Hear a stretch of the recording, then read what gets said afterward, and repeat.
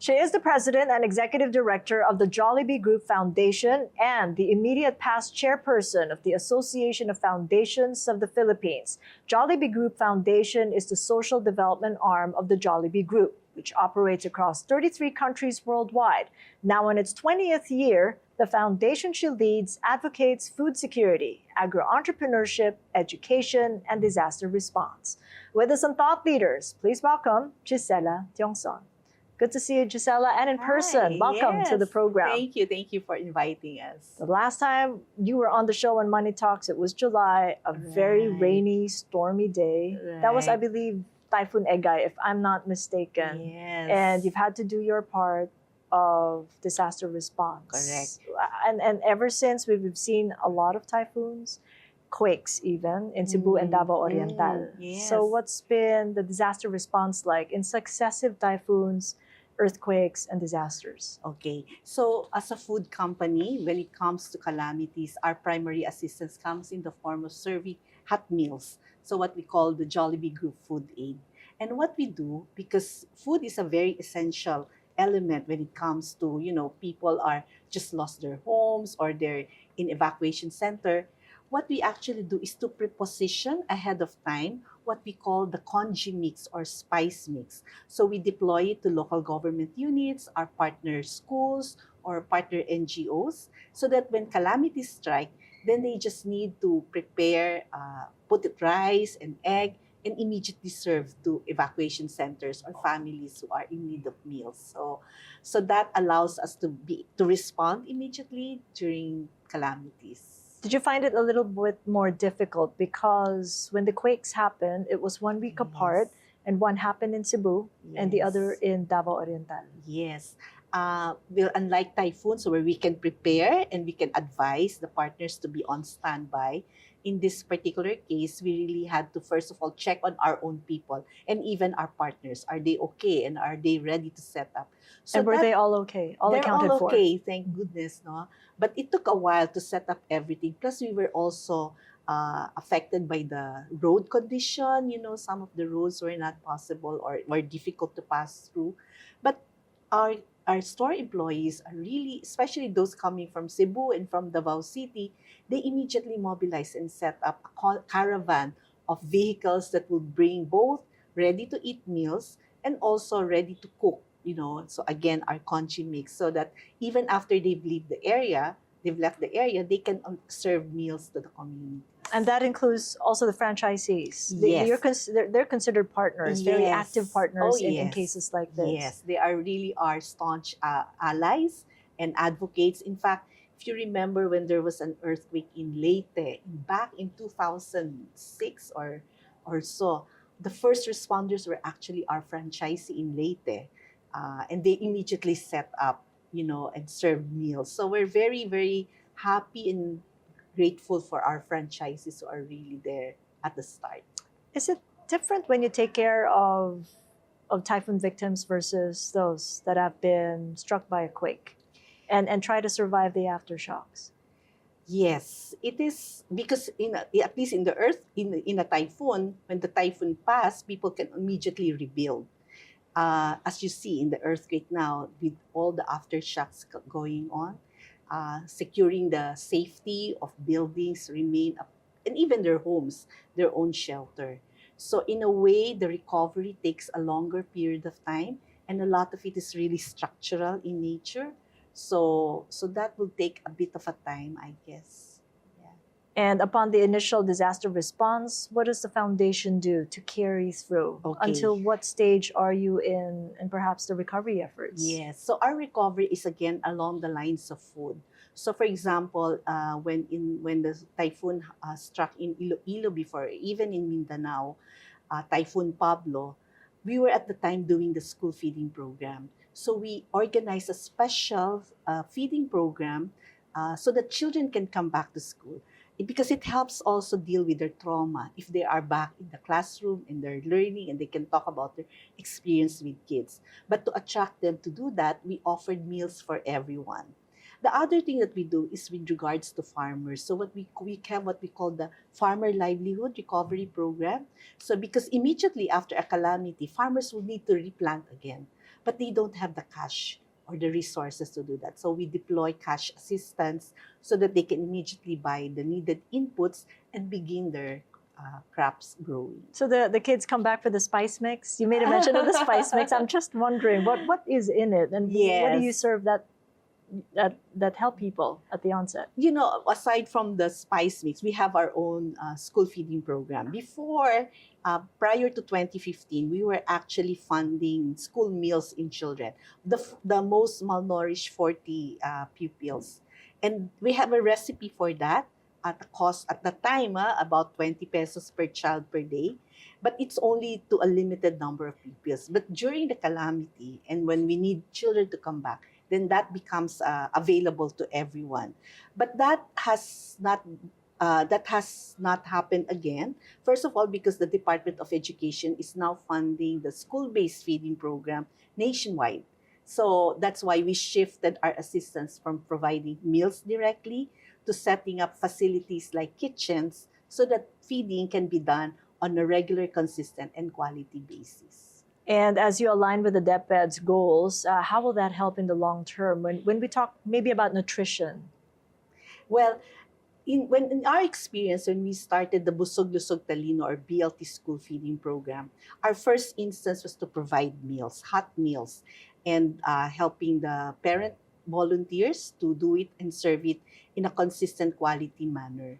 When DepEd started to fund that program, we also realized that we don't even have enough facilities inside our public schools to prepare meals effectively, especially because this is now covering a larger number of children.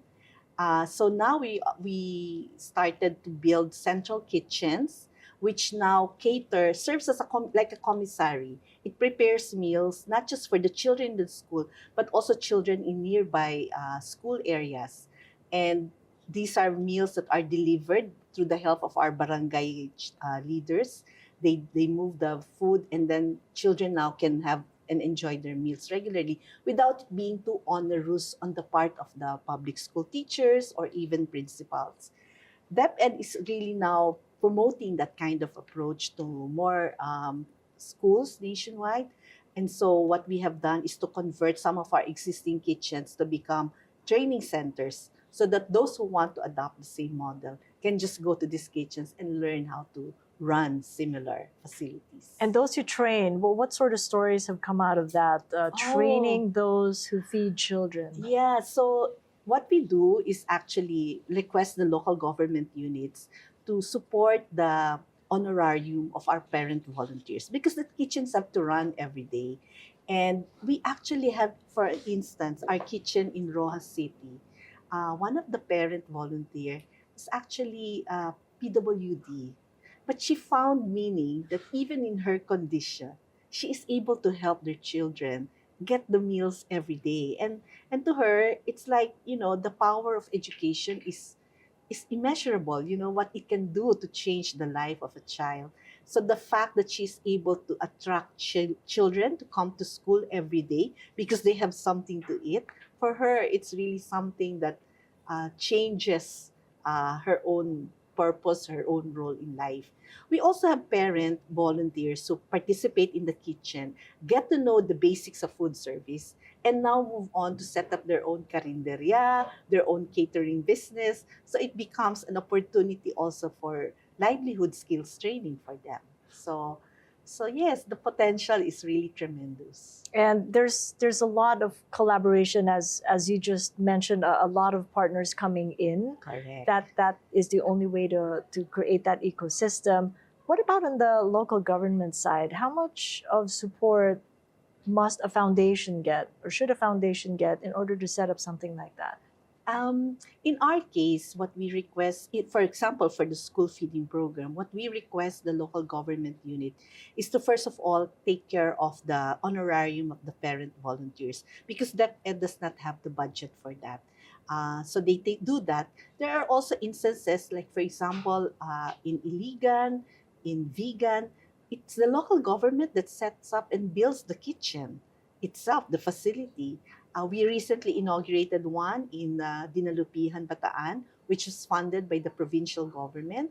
And now what we provide therefore are more the software aspect of it, the training of volunteers, the recipe book, the procurement system, so that it becomes immediately operational and easy for the school administrators to manage. So that's the key also, how to make food service a systematic approach so that people's lives are not burdened by it, but in fact find it meaningful and enjoyable. So first and foremost, the cooperation from the local government units Is critical. That's critical. But Yes. is it an impediment? Can you still go into a community without much support from the LGU? There are instances where we also have partner foundations in the area, and they take care of providing these resources, both the honorarium as well as the monitoring. So that's also one of the things we request, is that local government units or local partners also visit the school and assist them whenever they need other things in their operations. So it's possible, but of course it's always better if there you see different organizations coming together. And from the point of view of the foundation, you do get a regular stipend, if you will, from the corporation. I mean, how does it work out? And how has it grown through the years, in the 17 years that you've been there? Yes, so the foundation started in 2005, and at the onset, our leadership made it very clear that there will be an annual commitment from the company. It immediately allocates, at the time, 1% of its net income after tax to the foundation. After several years, they even increase it further to 1.5%.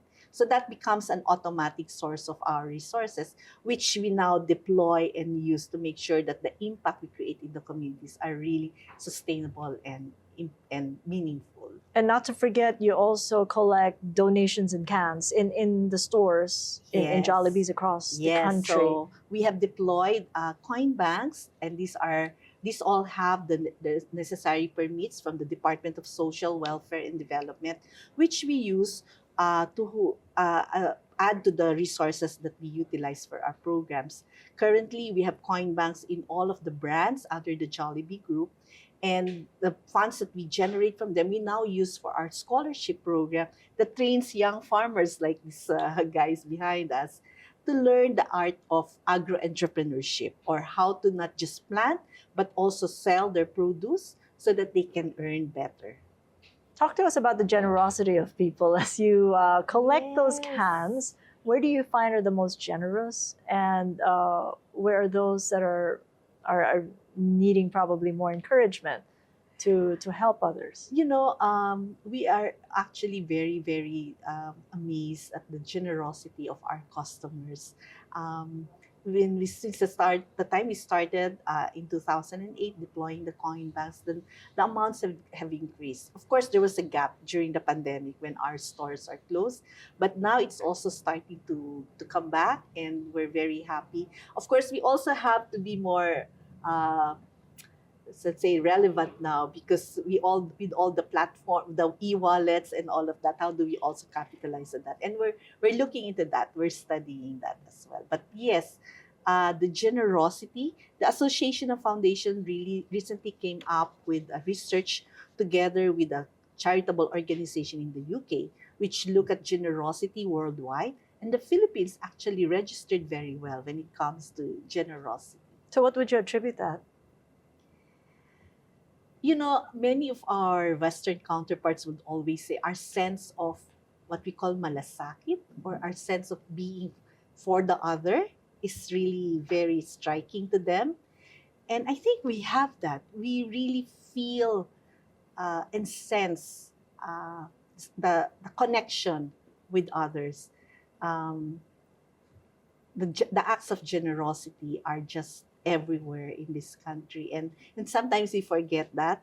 But for us in the foundation, when we see our farmers who are training other farmers so that they can also learn how to sell to other markets, when we see our parent volunteers, you know, spending time with with the children who are not even their children, these are children who are part of the program, but because they see that this is how they can make a meaningful contribution.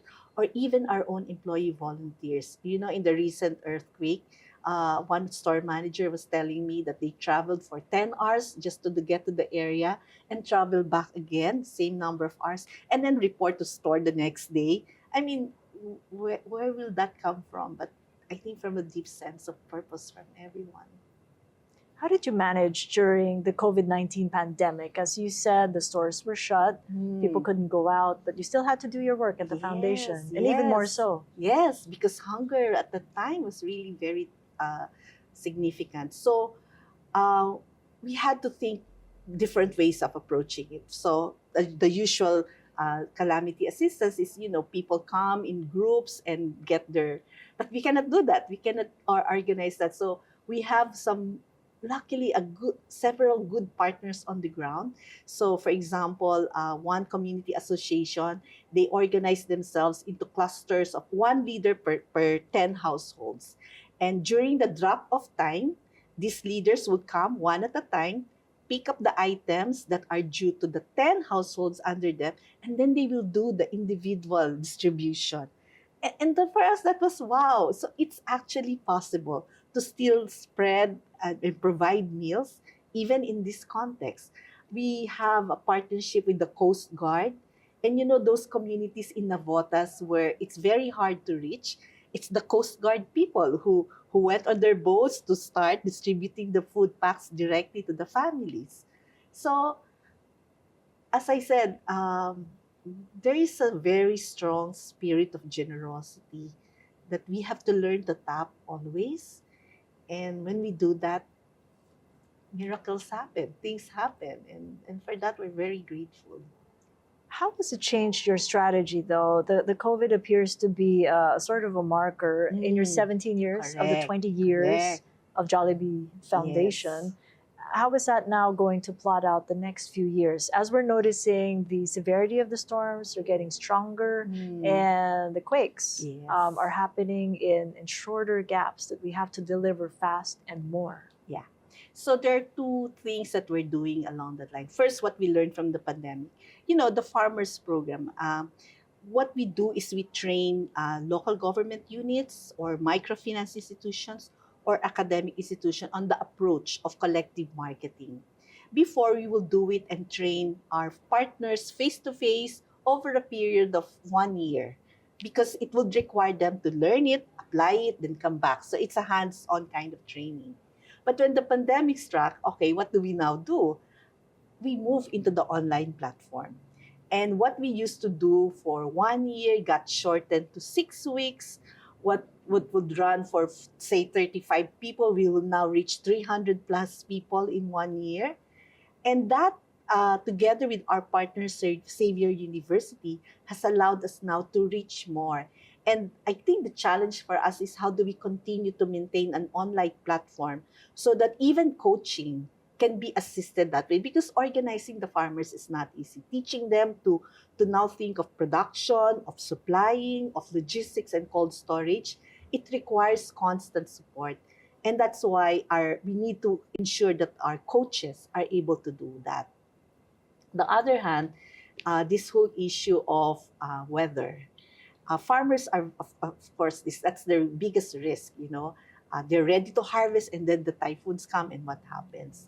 So in 2023, we started working with the Weather Channel to make available barangay level data weather forecast. And so now we have the data, but how do we now make sure it gets to the farmers? Because many of the farmers don't have internet access.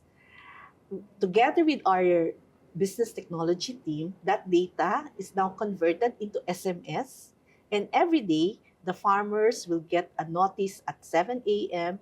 and at 5 p.m. telling them that in the next 12 hours, this is the chance of rain, this is how much rainfall you'll expect.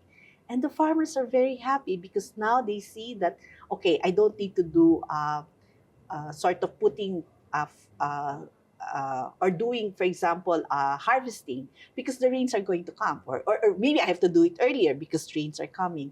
Or if I need to provide some inputs, I won't do it because they'll just be run off and it's a waste, So But it's is it helping accurate? them. What are you noticing? Is it very actually accurate? very accurate. It's 99%. There's no 100%. But we've been asking the farmers, and they're very happy with it. And so we're now looking at how to expand it more. But of course, there's a lot more that we need to learn, and we're really on the lookout for more tools that farmers can use, tools that are relevant to them, but at the same time accessible and even affordable.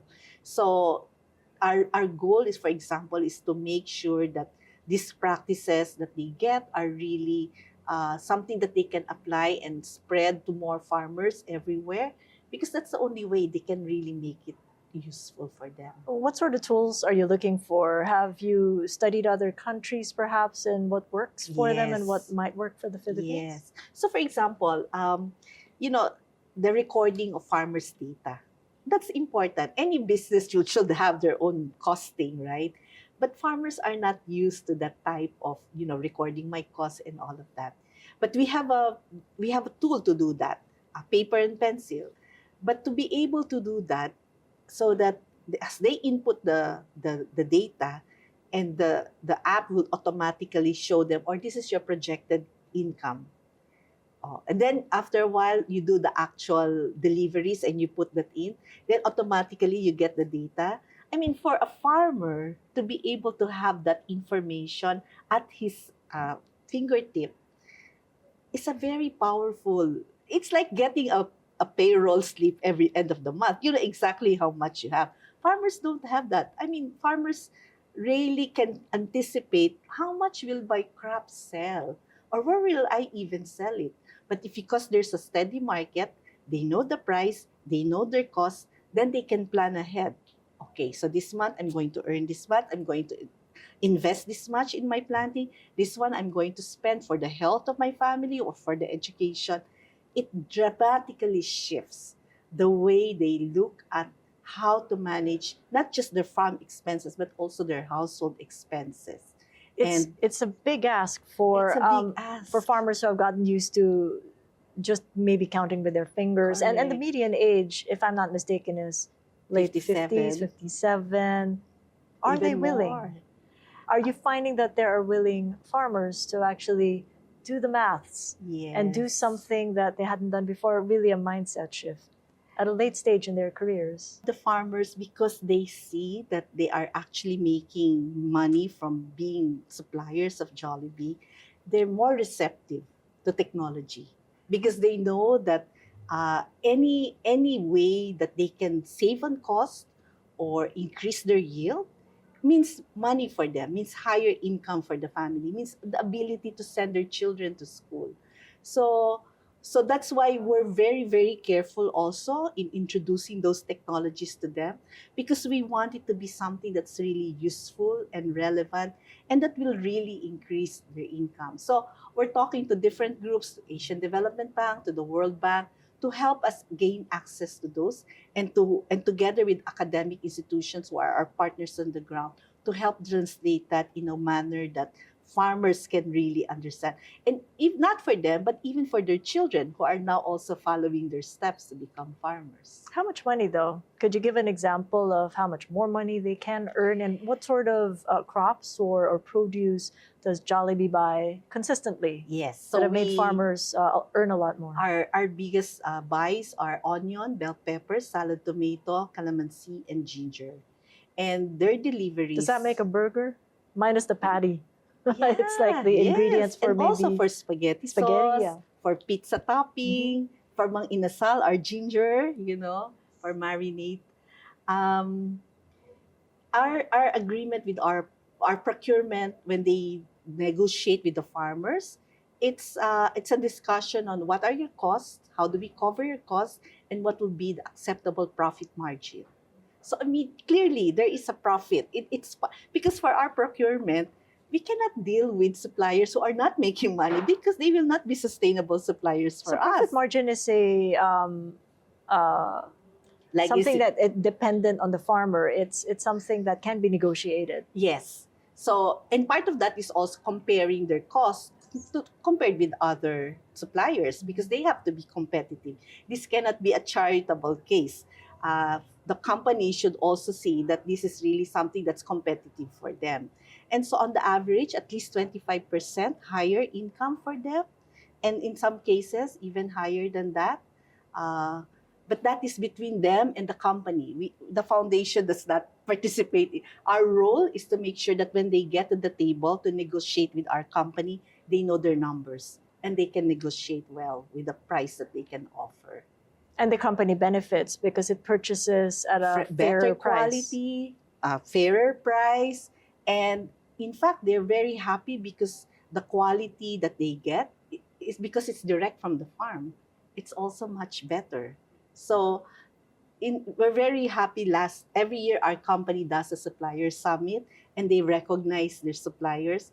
We have farmer groups who are now being recognized as top suppliers of the company, and that really is a tremendous source of inspiration, not just for their families, but for other farmers, that they can actually become reliable suppliers of a multinational company. Can Why that not? be scaled up? Apart from the Jollibee group of food Yes. companies, can others take part? And would farmers be willing to supply a lot more? Do they have enough of the planting and the harvesting to supply steadily, Yes. a sure market?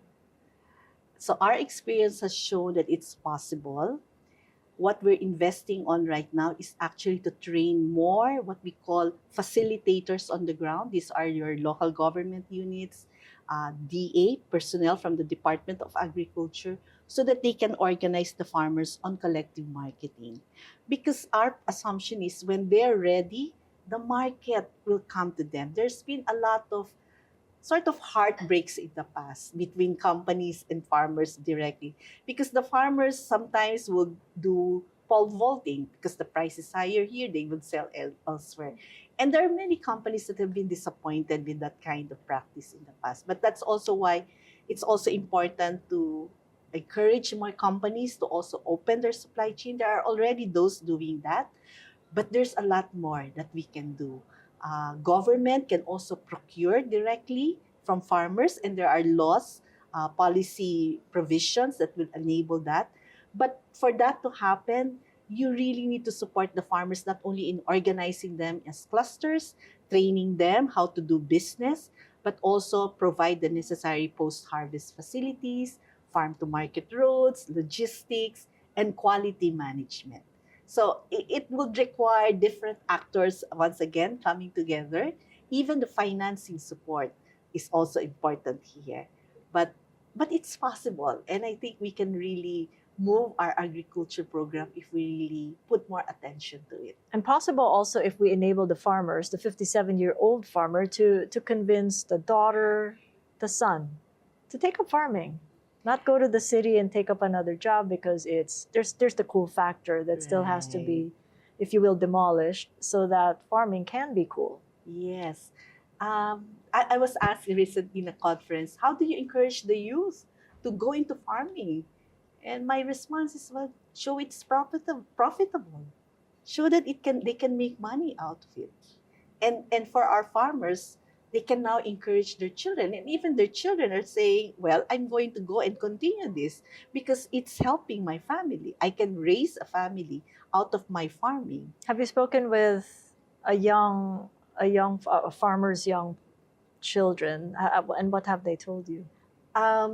We have this farmer in Ilocos Sur who actually had a college degree in agriculture, but was really interested in continuing to do farming. And for him, his name is Jude. It's not just about for his own family, but also to encourage other his peers, his own friends to continue doing it. I think in the end, the real challenge is how do we make it a profitable undertaking for households to do so? For as long as the farmers are not aware how to bring their produce not just up to their field but to the customers. You know, one of the things we teach our farmers is the whole notion of customer service.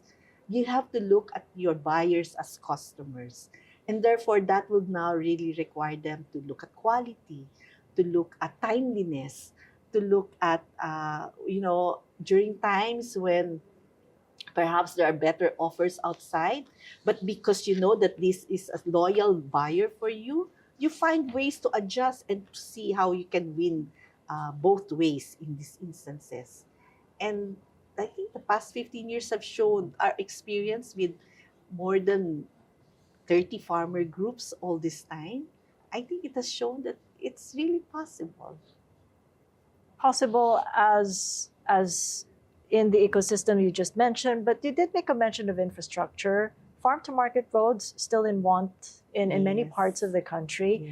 Yes. There will be investments, but it may be delayed given the flood control scam that we're trying to deal with. In a situation where governance is lacking in that ecosystem, what does a foundation like yourself do to ensure that the programs carry on despite?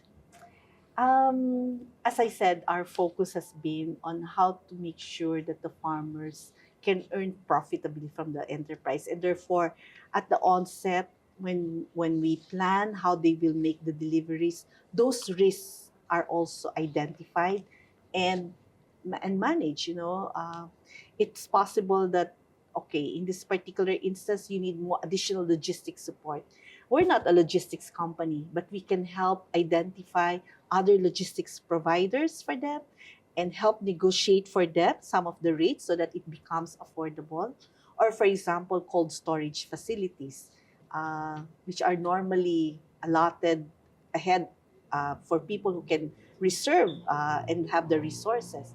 But again, we can use our influence with our cold storage service providers so that they can offer these spaces for the farmers. So we find ways and means using our networks, using our contacts, using partners to make it possible.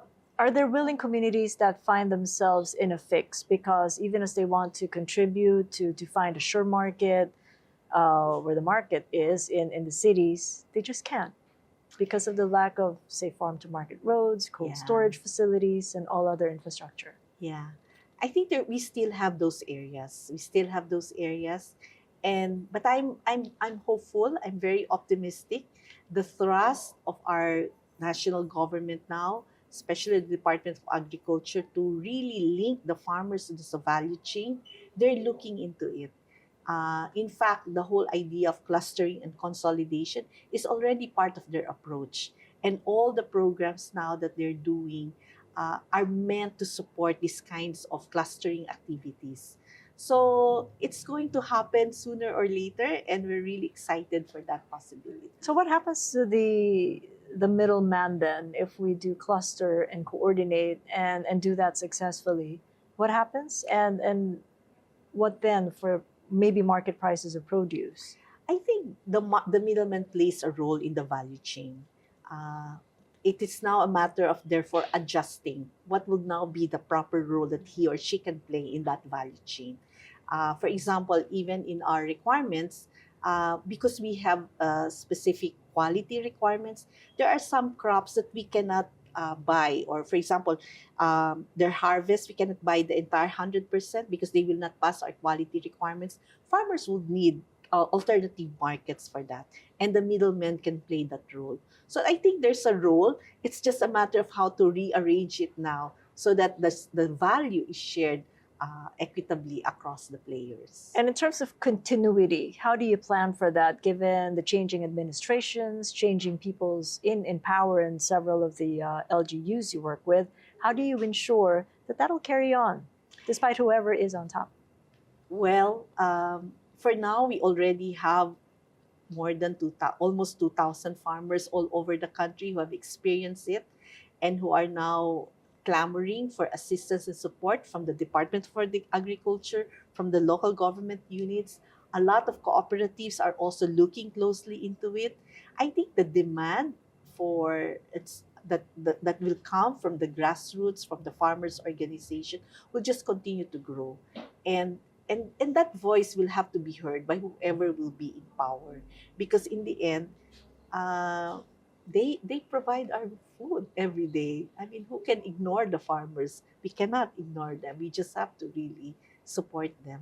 And also to look at food and creating that sustainable food ecosystem in terms of climate. Right.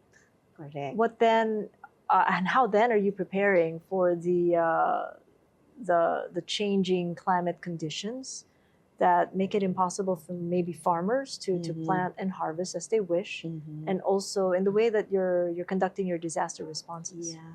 So there are two aspects to it. One is how will they adapt to the changing climate patterns? So looking at varietal crop diversity, looking at weather forecasting. The other element of it is, as you know, agriculture is also the highest contributor to carbon emissions. And part of that is the way they manage the soil. And so we're also looking at soil health regeneration activities.